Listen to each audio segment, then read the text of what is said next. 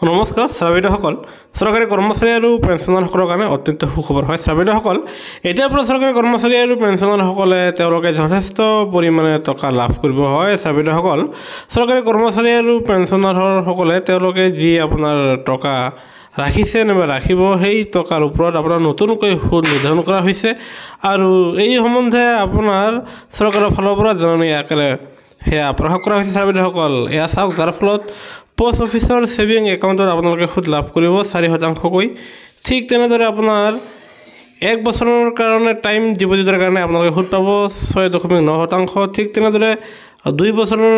time ডিপজিটত পাব 7% সুদ 3 বছৰৰ টাইম ডিপজিটত লাভ কৰিব 7.1% সুদ 5 বছৰৰ টাইম ডিপজিটৰ কাৰণে লাভ কৰিব 7.5% সুদ তেনেদৰে 5 বছৰৰ কাৰণে আৰডিৰ নামত পাব আপোনালোকে 6.7% সুদ ঠিক তেনেদৰে ৰাষ্ট্ৰীয় বচত প্ৰমাণ পত্ৰত আপোনালোকে 7.7% সুদ লাভ কৰিব কিষাণ বিকাশ পত্ৰত 7.5% আনহাতে সাৰ্বজনিক সুকন্যা সমৃদ্ধি যোজনাত লাভ কৰিব 8.2% সুদ আনহাতে সিনিয়ৰ সিটিজেন একাউণ্টত লাভ কৰিব আপোনালোকে 8.2% সুদ নিৰ্ধাৰণ কৰা হৈছে আৰু যাৰ ফলত আপোনালোকে টকাসমূহ বিনিয়োগ কৰি আপোনালোকে যথেষ্ট পৰিমাণে উপকৃত হ'ব পাৰিব আৰু সৰ্বোচ্চ সুদ নিৰ্ধাৰণ কৰা হৈছে